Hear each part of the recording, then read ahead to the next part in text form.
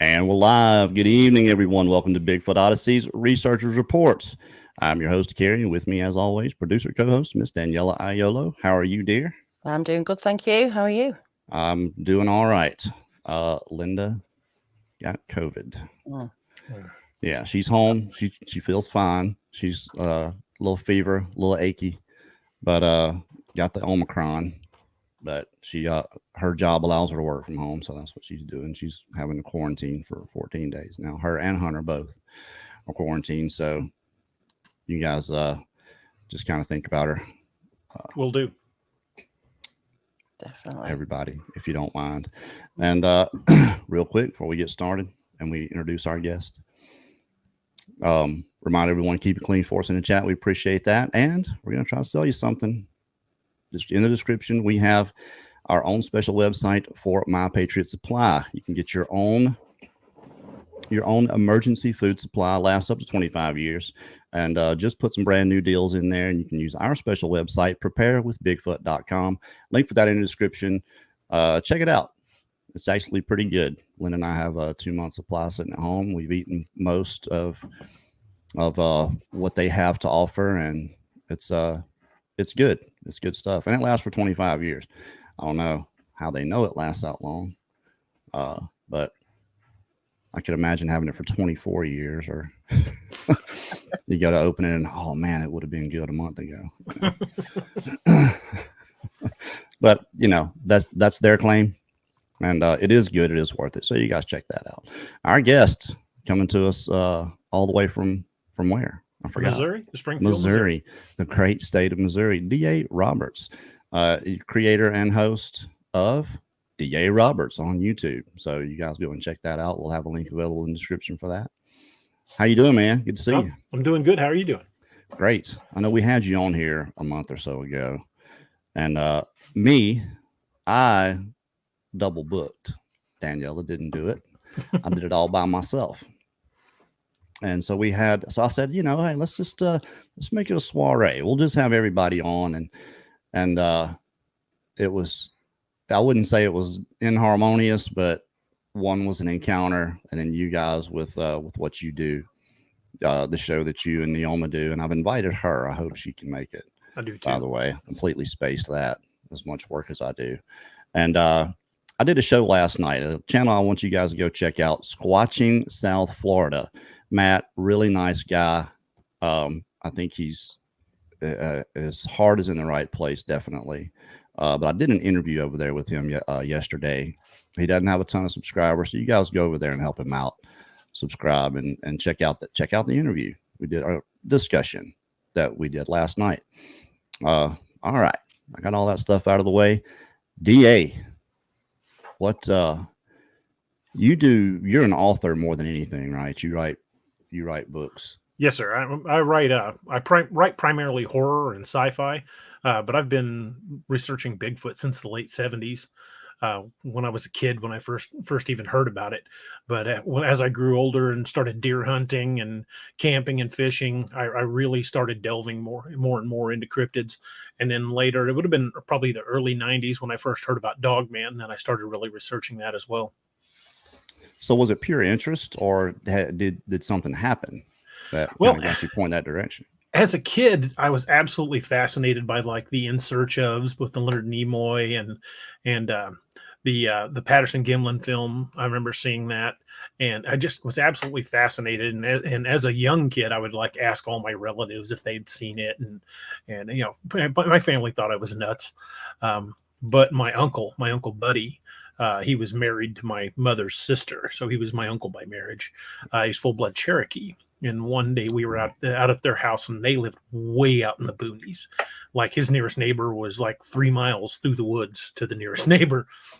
And I was out at his house, and everybody was outside playing and stuff. And I'd asked him about it, and he previously in the day, and he didn't really say much. But once everybody was clear, he picked me up and put me on his leg, and he said, Doug, I'm going to tell you something, and I want you to remember this. I said, what's that? He goes, they're real, and I've seen them. And don't let anybody convince you they're not. I mean, how'd you feel about that? It was like just like a paradigm shift. I was like, oh my God, because he was not the kind of guy that spun yarns or told tall tales. He wouldn't even allow alcohol in his property. He just very straightforward guy. One of the hardest working men I ever met. It was like a second father to me. And for him to tell me that just was really game changing.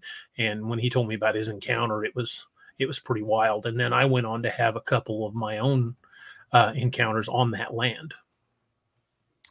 Well, to me, and I think it's a real shame that most people that do at least believe, whether they've had an encounter or not, that, you know, they believe and can see how there could be a creature like this out there surviving, keeping away from society, as it were, that you can't just discuss it with anybody. Right. You for the most part, especially your family, a lot of people's family is they're the ones that get it the worst. You know, laugh, call you crazy, stupid. Oh, well, there's just no way. I would have is my favorite to hear. You know, I would have encountered this. I would have seen. I've been out there. You know, it's a tremendous amount of ego involved in, especially hunters, people that go in the woods with guns. There's a lot of ego in that. You know, I was one, and no one had a bigger ego than I did when it came to that stuff. You couldn't have told me anything, but that's what we're trying to get past, where people do feel comfortable coming out and just talking about, hey, you know, there's people that take this seriously, and you can joke around about it, but when you start talking to people about all the people that have had encounters that are affected by it, that they still have some kind of post-traumatic stress from it, that's really who you're laughing at. When I tell them that, they tend to kind of start to think about it a little bit more and calm down, because there are people that are seriously affected by this. That's who we care about more than anything. You know, Danielle and I both, and Brad as well. We don't care about Sasquatch. You know, it's the people that run into them and what happens to them. So I'm trying to take over here. I get to talking, and this happens. Hey, talking's what we do, man. Well, I know you say you've researched quite a bit. Yes, sir. What do you think about this creature? What do you think they are, and you know, does it matter to you? I'm not so concerned with what they are, and I'm not trying to prove anything exists. It was just really for my own peace of mind, because once I was convinced they were out there, I not only did I want to see one, I just wanted to know for a fact. I mean, I didn't care whether anybody believed me. I didn't care whether anybody went with me. I wanted to know, and I wanted to learn more about what's hidden out there. You know, because it's out there. I mean, but so many people either don't believe it or refuse to believe it, and it's just one of those things that, you know, you can round a corner at the wrong time and your entire world will implode when you see one. And look, even then, there's a certain part of the population, whether it's the United States or wherever, that has a willingness to blind themselves to things they don't want to see or don't want to believe. They don't want to believe it. They don't even want to look into it. They don't want to have anything to do with it. When you bring it up, they have to joke about it just to make themselves feel better. That's the way I see that anyway. Because to me, if you really look into it, the amount of evidence we have now, just foot track evidence, which I think is our best evidence. I don't think there's a video or, you know, including Patterson-Gimlin, that we have out there that compares to just the amount of foot track evidence, plus the more than 15,000 reported sightings just since 1995. Absolutely. You know, we average about 50 a year in this country. That's just what's reported. You know, you have to.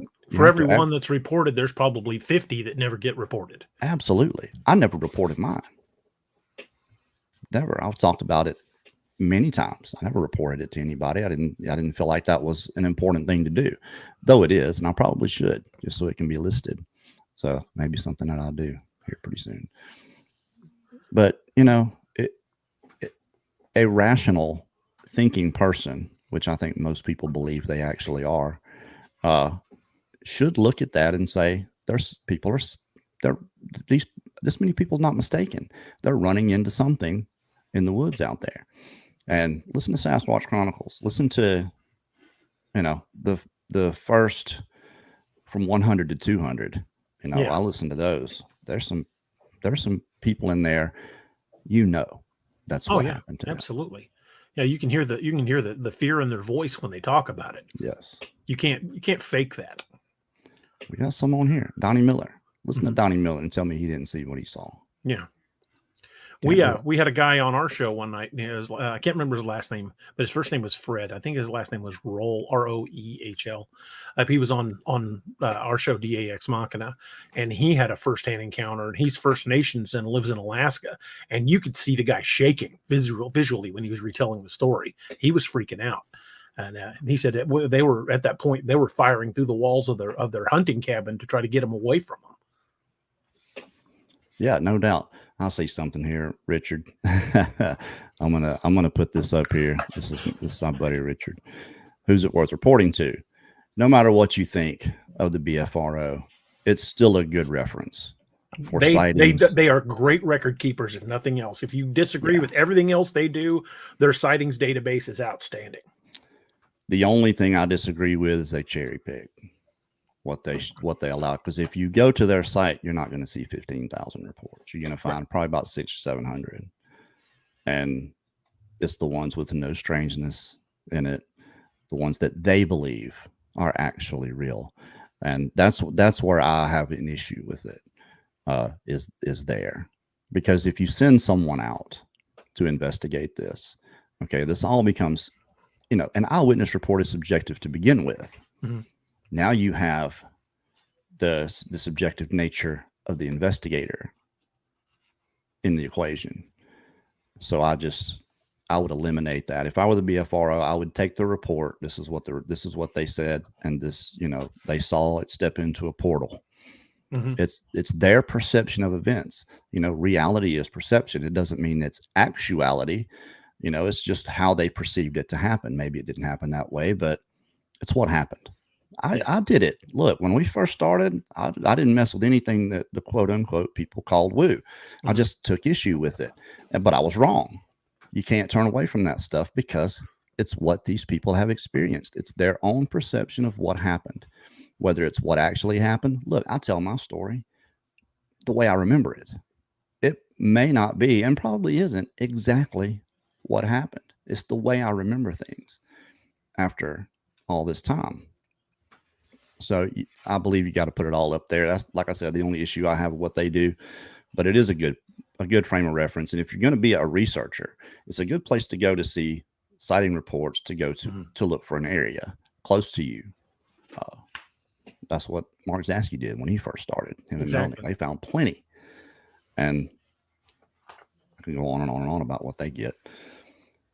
If you're gonna research this field, you've got to keep an open mind and listen to every account that comes to you as it's told to you, because what people fail to take into account is none of us are experts. There is no PhD in Bigfootology, no PhD in cryptozoology. Nobody is an expert. All we have is theories until it's proven to be fact. So everybody's theory is as good as anyone else's. I personally lean toward physical evidence because I've got a 20-year career in law enforcement, as I tend to examine physical evidence, and that's what I focus on, but I don't discount the other stories. One of the greatest things that I found, and it absolutely made sense for some of the theories that I had, was when I watched y'all's video, the 168.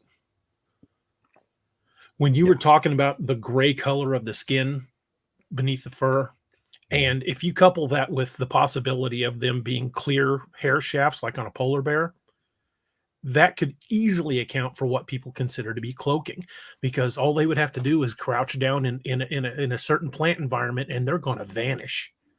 Yeah, that's it. I think we've got, I know we got some more up here somewhere.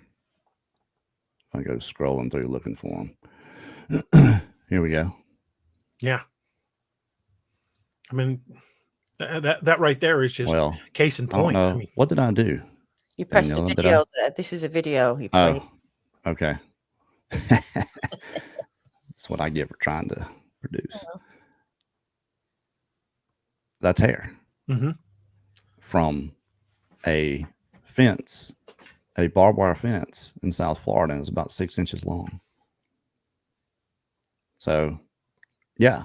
That's a perfect example. Well, what a lot of people talk about is, and I reference this all the time, something that Mark saw himself, him and Melanie walking out. He stopped because he thought he heard something. He's turning to look, and the wind quit blowing. But he said it looked like part of the bushes was still moving, and he couldn't quite figure out what was going on. It's like it was like a shimmer, like chrome and green, all ingrained. And then he's looking, and it's only about 50 feet away. It's pretty close. And then he sees eyes, and as soon as he saw the eyes, and his face lit up, and this thing's face lit up, and it jetted out of there. He said, "There's no way I would have seen it otherwise." Right. And I'm looking directly at the creature or the thing, whatever you want to call it. Well, so yeah, no, I agree. I agree wholeheartedly that cloaking, in a sense, it just gets presented sometimes as a switch that can be flipped. Right. Like it's the brain trying to rationalize what they just saw, because it's not something that we're accustomed to seeing. Like, for example, prime example is you're a deer hunter, correct? For a long time. Okay. What gives the deer away when you're hunting? Movement. Right. Exactly. Movement is what gives it away. And one of my best friends growing up, we left for the Army about the same time. He became an Army Ranger, and we went deer hunting together one time. And he stepped away from me, and in 10 seconds, I lost him. He was gone. I could not find the guy. So if that's a learned behavior with just what we can adapt camouflage for ourselves, what's it going to be like for something with these adaptations that was born to the environment? Right. Yeah. And not to mention, more than likely, I say, predisposed to hiding. Exactly. And I say it all the time. Not just from us, these things just hide from everything. It's survival 101. When you're talking about a creature that has, apparently, it's the only thing that seems self-evident to me, that these creatures have the ability, like we do, to ask what this is all about. They're not just bound by their own natural drives. They can overcome their own natural drives. It's not just nature. It's actual decision making. It's intelligence beyond just an animal. Right. The ability to work things out. You almost have to believe they got to have this. Well, it's easy to extrapolate. I mean, chimps have that ability. Mountain gorillas have that ability. Chimps are proven tool users. Gorillas are tool users. And then you start looking at the discovery of the billy ape, and we found an upright primate that spends most of its time on two legs, that's known to the natives as lion hunters. I mean, they're smart, they're tool users, and they work together. It's not uncommon in the primate world. Yeah, absolutely. Danielle, you jumping in here? Well, I'm just, thinking, how far can we go with research? I know you're going to back out and do 168 and capture some better stuff, because now what to do, what to use. But what about if we did the research and took it the other way, and if there is some sort of cover up, or if there is some sort of something going on, why can't we go that way and start going through departments or organizations to ask about this thing, rather than going out in the woods looking for it? There must be something on paper somewhere. There must be something. Someone must know something. And why don't we do like an internal affair investigation of some sort? I know this sounds a bit crazy, but I'm just thinking, how much more can we do in the woods to actually prove this thing exists? That's good enough. Why not find a paper trail for this thing? There might be one out there. I think there are a few. There's actually some legislation from 1978 in the state of Florida Senate. I'll have to get that from Mark, because we read through it one day, and it'll blow you away. I think it's something I think the government has known about for a long time. They just don't want to come forward with it for one reason or another. There are arguments to be made on why, but I think they refuse to come forward on it. And I think they've known for a long time. The Ohio Department of Natural Resources has released a series of Bigfoot safety videos that I thought was going to be tongue in cheek, and they're not. They're serious videos released by the Ohio DNR. That's a 5-part series about what to do during an attack.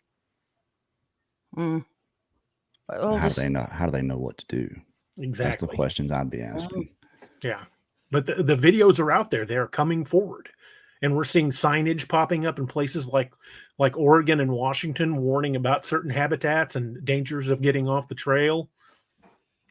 I think little by little we're seeing credibility to the sightings coming. Kind of like with the recent UFO declassifications. They're starting to declassify cockpit footage. Little by little, they're revealing things, and I don't think they'll deny it forever. I think eventually they're going to go, okay, this is what we know.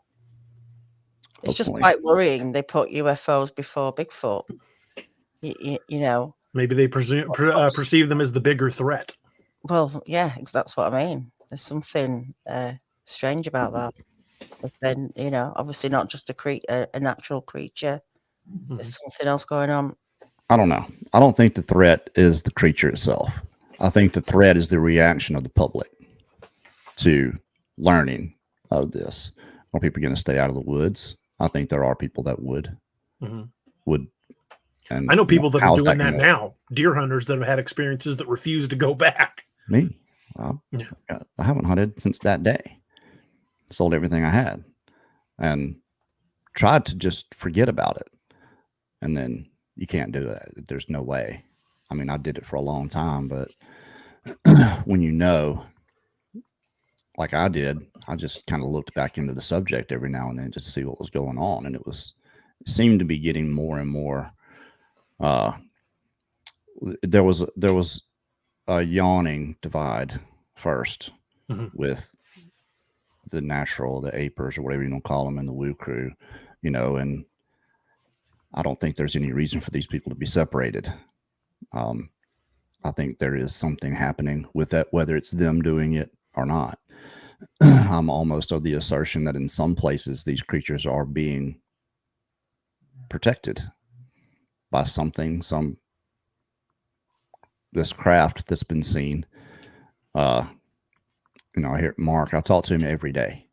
We talk every day. He's going out there every day with his camera, and I think maybe 75% of the time his batteries get drained immediately.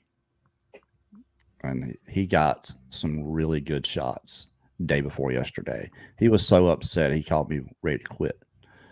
And I didn't know what to say to the guy because I get it. You know, you put in all this hard work and you get what you think is an epic shot. You know, you're looking at something, you've got it on camera, you get home and all your cards say error file.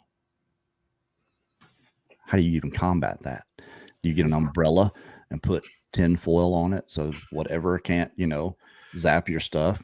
Exactly. Something that, because, you know, they found these boxes out there, these metal boxes. No idea what they're for, just out in the middle of you know, this federal property. It's public property, but these boxes, nobody knows what it's for. There's no wire going into it. But we've been out there with EMF detectors getting 200 and 300 milligal spikes. What if that's what this is? Is this thing just putting these pulses out there to mess with your equipment? Because could very well be. EMF drains your batteries. It messes with video. It makes things hazy and fuzzy. It messes with your cameras for sure. You know, how can we get these great recordings when we leave recorders out at night? And when it comes to actual footage and video, you see pretty well things are clear around, but the subject is just blurred out. It's frustrating, man. It's very frustrating. But it's going to take somebody with the money to get the good equipment, the 800 millimeter lenses, the good mirrorless, high sensitivity cameras with high iOS settings that can reach into those dark places where they sit and watch where the camera can see what you're not seeing and actually get them clear, where you can zoom in 150 yards because that's where they're going to stay, that far back away from you in most places that we go anyway. That's relatively close, but in some of these places they can get far enough away where it looks pretty clear from back. When you zoom in on it, it's digital. You get interlaced, digital interlace from pixelization. It's frustrating. Sorry. Has anyone's watch ever been affected by this EMF thing? Why aren't people's watches? Most people don't wear watches anymore because your time's on your phone. I quit wearing one because of my phone. Yeah, well, a lot of people have, put the steps on it and all that stuff now. I mean, lots of people. I mean, some people do, but I'm just wondering if anyone has been out there, has felt EMF or had some sort of, feeling of it. Has the battery on the watch been affected? It's an interesting question too. It is. I mean, mine wasn't while we were out there, but that I know of. I mean, I think I've got 5 or 6 watches now, and the batteries all died on them at some point. But I mean, that's just going to happen over time. And when I reference anything, it's just what I'm familiar with. In this one area, this is what's going on. I'm not saying this is what's happening with everyone everywhere, because things seem to be happening differently. If you listen to Shane Carpenter and Into the 400, he's having a little bit different experience there than what we're experiencing in the place we go. Chris Reinhardt up in Connecticut, it's different. He's doing something with RF and has actually gotten high radio frequency readings in Florida and got them in Connecticut. When these things were around, they could hear them in the bushes. They were throwing rocks at them. All this is on video. And this RF detector pegged out all the way. What is that? Do they have, some kind of monitor on them where these things are being tracked? This raises a bunch of questions, when you think about it. But I'm not saying this is happening everywhere, and maybe each state controls it in their own way. The thing about Florida is the land is vanishing very quick. I mean, their development is just coming inland, and I think these creatures are getting pushed further and further and further in. They have nowhere else to go. I think it's just a matter of time before they either try to wipe them out, which would be an absolute shame, or there's going to be some serious issues, some serious interaction. And those things have already happened. They get hit by cars. Some lady shot one back in 2014, I think. Had 2 little girls. It's like, mommy shot a monster. This is all just out of Florida. But these things happen in Southeast Texas, Louisiana, all over the Southeast Oklahoma, where these creatures get very bold and start taking food out of freezers. And in some parts of the watchdogs, they get pretty aggressive. Yeah. So it's happening. It is happening. Who wants to come forward with that? We have to do our best to try to create a more comfortable environment for people to come forward with what they know and what they've experienced. I agree. Absolutely. Well, you guys do that on your channel also. Absolutely. Right. Yeah. If you've got an account, we don't want you to dress it up or try to make it, less of the woo or anything like that. Tell us what happened. That's exactly what we want to hear. Yeah. Same here. And I talk to a lot more people that don't want to come on the show. I usually have to convince someone. The ones that don't show their face, I've pretty well convinced them, hey, just come on and talk about it and get it out there. Because it's to me, it's more important to someone else that's looking for confirmation, that they're not nuts, right? That they've experienced something similar. Because tell someone that you saw a big, hairy, man-like creature disappear, and they're going to think you don't know what you're talking about, or that's you're mistaken at the very least, intoxicated, or right, you're on drugs. So those things, it's a shame. It really is. I agree. Have you done any field research? Yes, sir. I've spent quite a bit of time out in the woods. In fact, just back in July, I spent a better part of a week in LBL, running around the north end of LBL. But I go to places here in Missouri all the time. I've got several places that I like to go dig around. There's a couple of old abandoned campgrounds I like to go set up at, and so I try to spend as much time out as I can. Little more difficult these days because about 2 years ago I was diagnosed with severe stenosis of the lower spine, so getting around's a little harder than it used to be, but I still go. Sorry to hear that. It is what it is. I'm thinking 2023's 168 is going to be in LBL, either there or Salt Fork, somewhere that there have been a lot of experiences, a lot of people research. Brown Springs. Brown Springs may be another one. Yeah, Salt Fork. If you guys are doing it in LBL this year, not this year, 2023. 2023. Yeah. If you guys are going to be doing it in LBL or Brown Springs, that's close enough for me to drive. I would love to come join you guys. Yeah, just stay in touch. Absolutely. I guess last night his encounter was in South Fork. Salt Fork, really? Yeah. That's in Ohio. Look, Lynn and I drove to Ohio and shot our third documentary there with the guy, Stacy Derrick. So, I mean, Ohio, the whole valley, Mississippi Valley, there are tons of accounts. People have experiences. You could probably go knocking on doors and talk to people that could tell you all kinds of stuff. I'm sure they just don't report it. It's as simple as that. Well, you've been in the field, you said. So what kind of experiences have you had out there? Deer hunting, I had a couple of experiences that were pretty interesting. I had something come up from behind my deer stand, and I was 12, 15 feet up on this tree, and it was definitely on two legs. And I thought it was my uncle. So I called out, and it stopped and took a deep breath and then snorted at me. And I heard it turn and start walking away. And by the time I got down out of the deer stand, it was gone, as I couldn't lean out. The tree was too big. And then another time on the same stretch of land, I had a deer kill stolen. And when I tried to track it, the blood drops just disappeared. And so I got on the radio with my uncle and said, "Hey, somebody's out here and stole my deer." And he said, "Where are you at?" I told him what section of the land. He goes, "It wasn't anybody that stole your deer. Get the hell out of there." I'm like, "Why?" He goes, "Because that's the part of the land I don't want you to be on. Get out of there." See, and that brings back memories for me.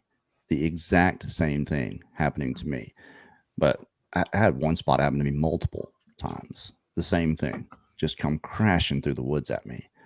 I'd be breaking limbs, something big. In my mind at the time, it's a buck. It was always a buck. Everything was a buck.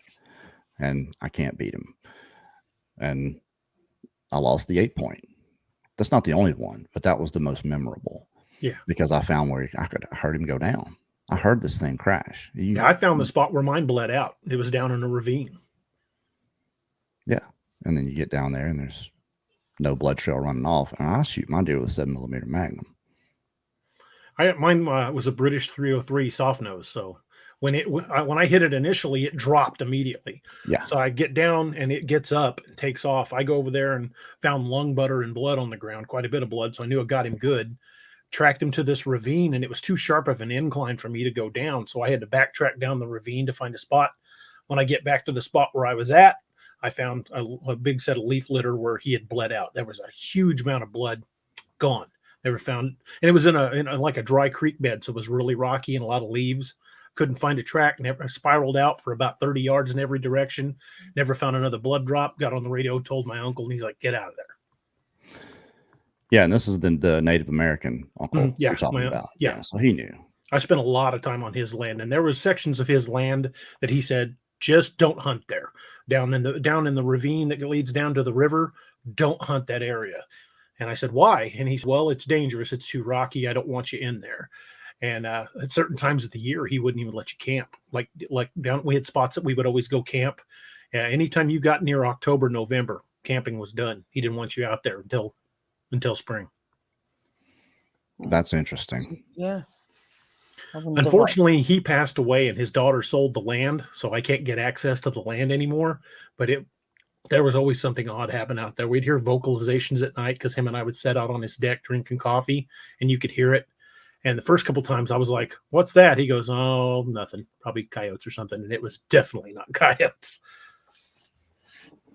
What are you picking up when you're going researching them? What are you? I have yet to capture a good vocalization. I've heard several, but by the time I get my recorder on, they stop. I've filmed in areas where I thought I had something, but then I go back and watch the video and there's nothing there. But so far, I've yet to get anything that I could actually just go. This is what I got. This is awesome. I found some partial tracks that weren't worth casting because they were so obscured. But some of the areas I go, there's definitely activity. Are you looking for structures? I mean, what do you feel about structures? Do you think they're Sasquatch are doing that? I think to an extent. Sometimes you'll find these tree structures, and they just look almost like deadfall. But then you'll find others that look very much like a primitive teepee. So see, those can't be ignored, but you can't always rule out the possibility that a person did it. But I find them interesting, but I don't know that I can point to those and say this is definitive. But a buddy of mine who researches here in Missouri is supposed to be taking me to a spot in the Mark Twain where he has found several trees that have been snapped off, pulled out of the ground, and driven back in with the root wads in the air. So that's some place that I'm really wanting to get. It's pretty deep in the Mark Twain. Seen several pictures of that. What I saw myself in the Bienville was the arch, the 3-4 inch pine tree. Pretty good arch. Been all the way over, the tip broken off and shoved into the ground a foot, and nothing around that could have fallen on it. And this is not like by the road. This is like out in there. But this is not something we came up on. People had already found these and they took us to it. So, I mean, did they do it? I don't think so. MK Davis was there with us, and MK is a great guy. I like him. Yeah, he's been on my show a couple of times. He's fun to talk to. Very knowledgeable guy. Yeah, absolutely. I agree. Second interview I ever did with anybody was with him at the end of it on our second documentary. And being out there, and Linda just loved the guy. What in the world is that? This is West Texas. There's a weird bug there. He was crawling on my keyboard. All right. You're in West Texas? I am right now, yeah. Have you ever done any searching in the Big Thicket area, East Texas? I'm not a Bigfoot researcher, man. I tried to do it once with Mark and Melanie Zaski 5 years ago, and just wasn't for me. I want to get down to the Big Thicket area. I really want to get into some of those areas. Definitely. There's several people, probably some that are here now, that live in that area. And there's the more aggressive stuff that I've heard has been from that area, from Southeast Oklahoma all the way down through Toledo Bend, that whole area. I had a guy that I talked to on the phone for about 2 hours. Him and his wife bought a cabin on Toledo Bend and were run out of there in 2 days because he shot his rifle at them. They were hearing these howls. He said, but it was more like cries, like a big dude crying. And it scared his wife, and they would get a little closer. They sounded far off, but they were getting closer. So he takes his 308, goes out on the porch, boom, and just shoots out in the air. Well, everything's quiet. And I think it might have been later that night while they were in bed, they were right by the house doing it. And then beating on the house. I got all this written down. I wrote the whole thing out. Slapping the side of a house is not uncommon. I hear that a lot. He found a rock. He says about 10 pounds on his roof. They heard it hit, but it stayed up there in one of the valleys of the roof. Called the police out, called wildlife officers out. I think they were there for probably about 3 days. and sold it and moved back to Alabama. So that's, but I think it was all around the gun and then, you know, going out at night and shooting like that. So he actually got to see it. He said it was blonde. The one he saw was very light colored. It was kind of dark, you know, almost dusk dark, but it wasn't standing. He said 30 feet away, just standing right there. And he looked at it. Good thing he didn't shoot at it. Well, he didn't have, I don't think he had his gun then. He just went out to see what was kind of going on. Maybe he did have his gun. I don't really remember. I got the story. I have to read it again. But it was just talking to the guy about it. And this was an older couple. They were in their, you know, early 60s. And were run out of their dream place by these creatures. You know, that's there's plenty of people out there that think that these creatures are all nice and cuddly and that we should just leave them alone. And I would agree if they left us alone. Yeah, I would agree with that statement to an extent. Yeah. I mean, grizzly bears will be, you know, peaceful and ignore you until you cross it on the wrong day. Yeah. And that's another thing that we just don't know enough of is that what's the line? And the line has to be different with maybe different groups of things that you can do. You know, I was around them for 7 years. They didn't do anything until I did something they didn't like. And they let me know it. Christy Murphy has asked this a couple of times. Why do you people feel the need to keep looking for these creatures? She wants them left alone. Well, I can answer that. Shall I? Go ahead. This is the thing, and I just said it. They don't leave us alone. That's the thing. And the big issue for me is not Sasquatch. I don't care about them. Not a thing. I don't care what they do. I don't care how they behave. I was looking into all these things, how they act, what they are, could care less.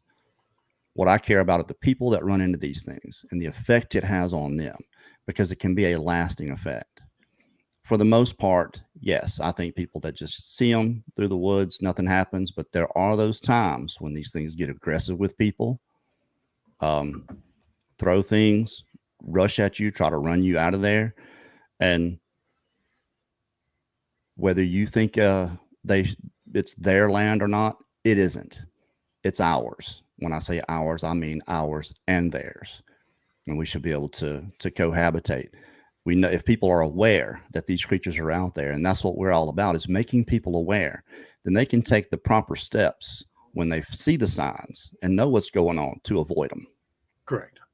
Absolutely. That's why we do this, just to make people aware that they are out there, because not everyone is. And I'm talking about a lot of people that go into the woods, have gone into the woods their entire life, end up running into one of these things, and now they're messed up for years because of it. And who are they going to talk to? Their family's not going to believe them for the most part. So they're having to hold this in. And anytime you don't confront something that affects you that much, it starts to affect you physically. And you're talking about panic attacks, nightmares, and that affects everyone around you. Your whole demeanor changes. Your whole life changes, because now you're having to fit this creature into a paradigm that didn't fit before. You were always told it didn't exist, or it was just made up, or it was, you know, it's always presented in a satirical fashion when it comes to the masses. Always messing with Sasquatch, case in point. So that's why. I had a friend. He's no longer in law enforcement, but he doesn't want me to ever mention his name in association with this. But he had an encounter, excuse me, that scared him. He was in a deer stand early one morning and dozed off, and he felt something tugging at his lunchbox. And he opened his eyes, and there was one standing right in front of him, tugging on his lunchbox. And I said, "What'd you do?" He goes, "Well, I gave it the lunchbox, and when it walked away with it, I got the hell out of there and never deer hunted again." Yeah. Something he probably loved to do. Yeah, he. In fact, it was the reason he got out of law enforcement, because he was a deputy sheriff and he didn't want to go to a call that would involve something like that. He's like, I am done. Well, I just think there is a way we can cohabitate, be out in the woods together, if we can learn enough about them to stay away from them. That's just how I feel about it. But you get people that don't believe, and they go traipsing off trail and run into one, and now they're jacked up for life. Right. That's I think the researchers that are doing the unintrusive investigating, that aren't like going out to try to provoke or anything like that. I think pure research, the more knowledge we gather, the more we can share. I don't agree with any of the groups that talk about wanting to go out and kill one for science. Yeah. I will never be that guy. I don't want to shoot one. The only way I ever would be in self-defense or defending my family. I don't want to go hunt one. I'm of the opinion that they've got just as much right to be alive as I do. Growing up, the only things I ever hunted were things we intended to eat. Sure. We supplemented our dinner table with deer hunting and fishing and turkey hunting, and every season that you could hunt, we hunted rabbit, squirrel. I mean, that was just part of growing up. And I have no intention of ever shooting anything I don't plan on eating, and I wouldn't shoot a creature like that unless I had no other choice.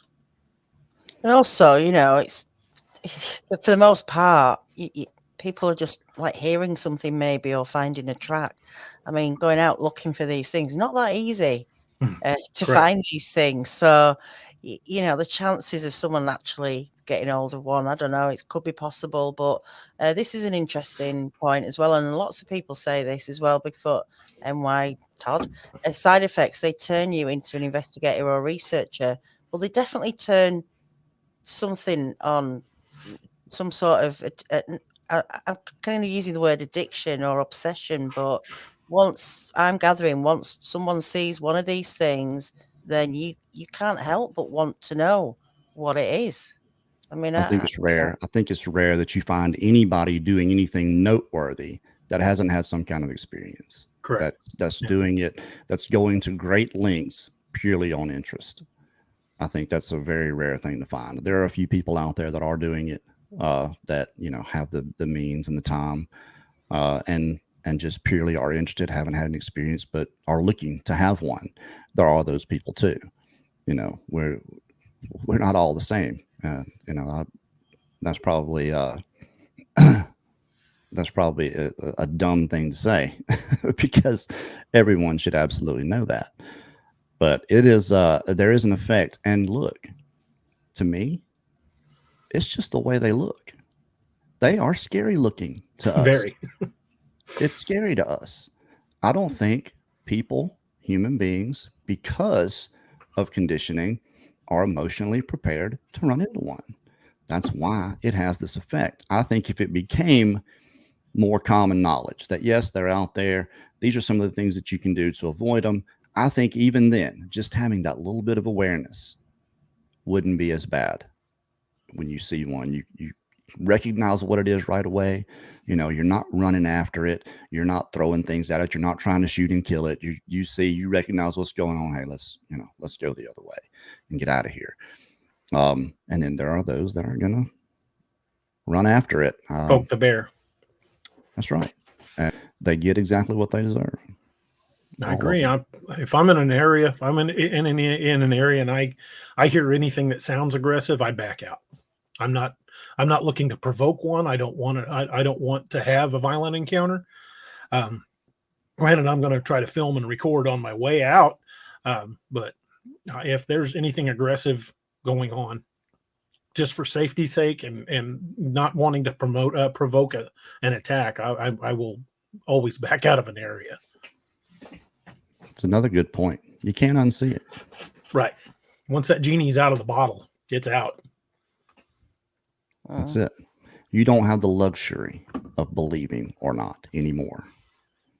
It's there. It's there. So all these questions that you had before that you couldn't answer, all of a sudden you start to come up with some answers to them. This is what it must be because it is there. People start to look at it. And I think if people could do that more, and I say this all the time, if you could look at it from more the direction that they are there instead of they might be there. When you can't fall back on, well, they just don't exist. Right. Or else it would be, we would have, I would have, those things tend to come out. If people could be objective enough to look at it from the standpoint that these creatures are out there. So this must be the answer. Why we don't have a body, why we don't have a good picture of one, or a decent enough provable picture of one, articulating through the woods. Right. To me, it's just because it's not what they do. I'm not going to come out with the answers, but there's just too much we don't know. And until we know more, we're not going to know, the right signs to look for. And while we're learning those signs, we're learning more all the time. We don't know 100% what provokes a violent encounter, what provokes an aggressive response. That's why I don't do vocalizations, so do like call blasting or trying to make sounds, because we know from the Sierra sounds, after they had those analyzed, that they were both above and below the capability of a human vocal range. So right off the bat, we're not responding in a range that they would recognize as their own, and God knows what we're saying. Yeah, agreed. I agree. I did it. You might be saying, calling its mother something nasty. I mean, you don't know. You might get a response you're not wanting to get. Look, the most aggressive things I had happen with what I believe were them. I was doing the one common denominator. Thank you, John. Appreciate that, buddy. The one common denominator is I was calling. I was using the doe bleat when they would come crashing through the woods, and I was calling turkeys when I actually saw the one that I saw up close and personal. Maybe there's something to that, but it's nothing that I felt like would provoke any other animal. I'm trying to provoke a response from a turkey, not from this creature, and then there are a lot of theories on why all that happened. Personally, I think it was very circumstantial. I think it only happened because it was me. I think if anybody else would have done the same thing that day, gone in there and they didn't know who it was, nothing would have happened. But I think because it was me doing something I didn't normally do. But the problem, the whole problem with the whole thing was me not being aware. That's why we want people to be aware. I know a guy that had a similar response to yours, Carrie, only he was hunting coyotes and using predator calls. And he said what came crashing through the woods, he never saw it, but it got within 30 yards of him, and he bailed out of there. He just grabbed his stuff and left. Look, I've got audio of Chris Noel and Chad Datama arguing. They're out in the place we went the first night of 168. There were only 3 of them out there. Jimmy Barr has the parabolic in his hand, and they're over there arguing with each other. And this thing, 60 yards away or so, raw, yells at them. Like, knock it off. That provoked a response, what they were doing. But it was just, yeah, exactly. Hey, chill out is what they gathered from it. And Jimmy says I have to find it, but I got to find it to be able to show everybody, listen to it. I haven't been back through any of that footage, but I'm going to go through all that and listen to that and try to find it one day when I get time. Yeah, they don't like noise. There was one account I read of a lady, I believe it was in Washington State, that she kept finding her wind chimes knocked off the hook on her porch. So she secured them up there with wire, and the next night she went out and they were ripped off the hook and had been stomped flat. She never saw what did it, but clearly something was a critic of those wind chimes. Well, I can tell you what bothers me about them. Some of the things that I hear, and I heard this from Stacy Derrick, is his 11-year-old daughter. This thing would watch her through the window, and they left her home one day.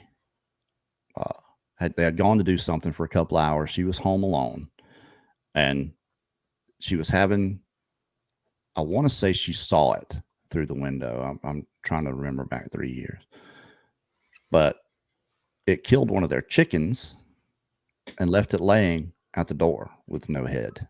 It was just the dead chicken laying right there at the door. When they came in, they found the chicken there, and the daughter's in there scared to death because this thing was out there. So this is another reason, on top of, you know, many other things that they do to affect other people, banging on houses and throwing rocks, and, you know, because you don't know what you've done to cause this. Correct. Is it just because they think you know? You know, do they watch us close enough to know that we know they're there? Or is that banging intended to draw you out? Another one there. There's just too many things we hear that are not good. They're just not, especially when it comes to hunters. I mean, when we look at the David Paulides Missing 411 series, even if a small percentage were to be vanishing because of cryptids, we have to assume they're taking people until we know they're not. Look, we know Sasquatch exists. There's a lot of people that know these creatures exist. Some of these things that he has figured out and found out, and these weird, strange things that have happened, make no sense until you add this creature. Exactly. In my mind. Like toddlers found miles away with no shoes on and their feet are clean. Yeah. Exactly. There's just too many things you can't explain. There are some good things too. And to dismiss it outright that they're not taking people is naive. Well, there's Tommy. I think he lives in Michigan or Minnesota. I can't remember, one of the M states up there. Was saved by a female and brought back to the house. Was drowning, and he said, I thought it was done for. And this thing grabbed him up, got him home. Well, there are those experiences as well. There was that kid in South Carolina that went missing for 3 days, and when they found him, said that a bear had taken care of him. That's not bear behavior, and it was in the middle of winter. Yeah, it was late January when bears are coming out of hibernation and are very hungry. You know, if it'd been a bear, it would have ate him. Sure, 3-year-old boy's dinner. Absolutely, it's not normal behavior for a bear to take care of a human being. It just doesn't happen. So you kind of got a point. I tried to contact those people. They never got back in touch with me, though. I think a lot of Bigfoot people tried to contact them. And right. When you hear the story, you just immediately know that's not a bear. No bear does that. Well, I just wonder how it was presented to him. You know, when the authorities or whoever talked to him, all they had to do was mention bear, and him say, yeah, okay, it's a bear. Well, to a 3-year-old, you know, when the 3-year-old only has been taught certain animals, it sees something big and hairy, it's gonna think bear, or you know, in some cases maybe a buffalo, but they're not gonna know what it is. It's hard to say, isn't it? I mean, if they look human, don't they? I mean, this is the other thing; they do look human. Well, the other thing about this as well is this search for Bigfoot. You know, talking about it, having people, you know, gather here and listen. And this was a comment made before. Is that it's a place for people just to come to feel. You know, like they're connected with other people that are experiencing the same thing. So there's many like sort of sides to this subject and what it's creating and what it's doing, you know, to everybody in different ways and to this subject. Yeah, that's why I'm glad to see more places like this on the internet, on YouTube or other places that are providing a safe space. Exactly. Lack of a better term. Where you can talk about it openly and nobody's going to judge you. Yeah. Can get it out, whether you want to put your name and face out there or not. You get to get it off your chest to people that are going to listen to you and believe what you're saying.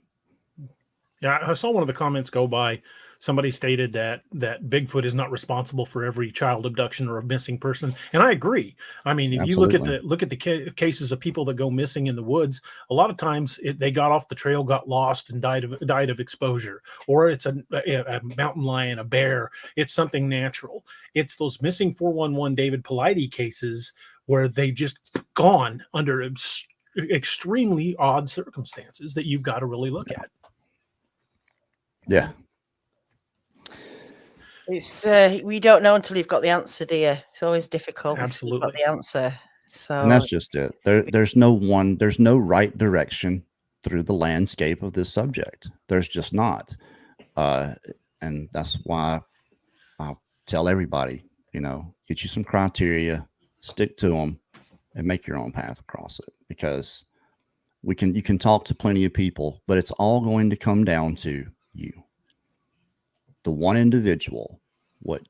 All that matters is what you believe, what you think, until we get something solid that we can pin down, that everyone can grab a hold to and say, outside of the fact that they're there and they're hairy and ugly and like to hide and scare the hell out of us. Those seem to be the ubiquitous, the all-encompassing factors there are those things. But whether there are different species and subspecies of those, and if there's a little type and a monstrous 2,000-pound type that gets 15 feet tall, none of that stuff matters to me. All that matters is that they are there. People need to understand that they're out there and to keep an eye out, How to be safe around them. That's it. Well, DA, we have come to the end of our hour, man. It's been a great discussion. Really appreciate I thoroughly enjoyed it. Thank you for having me on. Absolutely. And people can go to your channel, which it's right there in the name. It's DA Roberts. What's the show you guys do? It's called DA Ex Machina. We talk about cryptids. We talk about books. We talk about horror novels, UFOs, just anything weird. We kind of delve into all of it. But if you want to check the show out, we're going live in about an hour on my YouTube channel, DA Roberts Author. You can also find it on Facebook because we simulcast to Facebook on my DA Roberts Author page. Or if you want to check out my books or even find the link to the show, you can find it at daroberts.net. Okay, I've just put a link in the chat anyway for the YouTube. So I've done it through the night, so hopefully you'll have a few visitors. Much appreciated. Thank you very much. You're welcome. Good deal. Well, I'm going to go back to work before I get to go to bed and finish out for the week, but we'll be back Friday night, 9:00 p.m. Central. Brad and I are going to have Robert McGrath back on. Going to talk to him some tomorrow, and we're going to put together some more video and stuff. So come join us Friday right here, 9:00 p.m. Central for the Late Show with Brad and I, and we'll hope to see you guys then. Check out the links in the description from My Patriot Supply. You might find something you like. I'll definitely be checking that out. Thank you.